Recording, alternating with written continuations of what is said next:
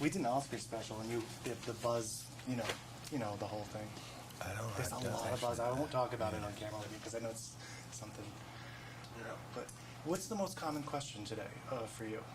The most common. Oh, what have been asked the most? Mm-hmm. Is it surprising that was it fun to sing, that kind of thing? What was it like to sing?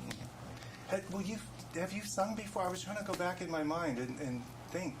Yeah, in the '80s, I did a couple of records that were not well received. What kind of music was it?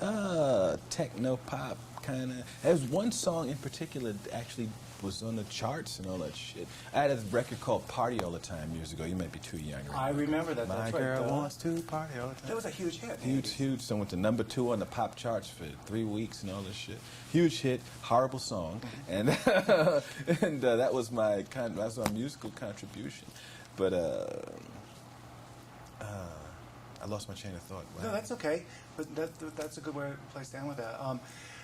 I looked back because I couldn't remember the years you were in New York on Saturday Night Live, 1980. It was around this time. The Dreamgirls was a Broadway hit. Do you remember the poster?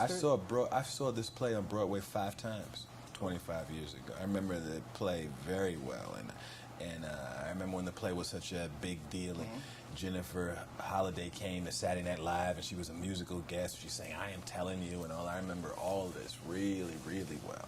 And I remember Cleveland Derricks as James Thunder Early. I remember seeing the play thinking, oh, he's funny, and thinking, oh, yeah, that guy was good. I remember the role back then, standing out back then. But never ever thinking, oh, one day I'm going to play that.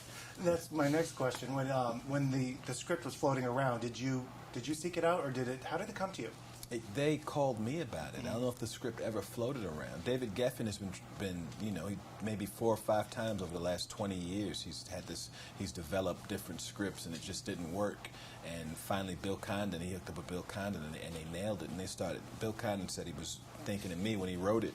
So when he contacted me, my first reaction was no, because it was like, we're doing Dreamgirls, but we're not paying. And I was like, well, I'm not in it. And they relented, and I'm in it, and I'm so glad I did it.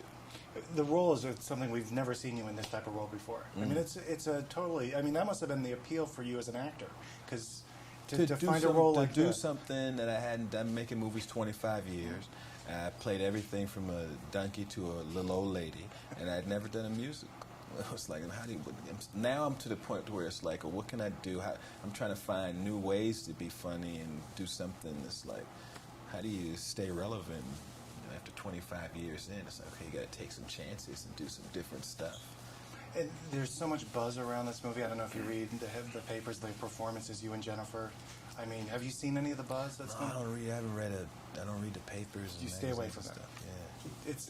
Yeah. We've been wrapped, but anyway, good to see you. Thank you. Thanks.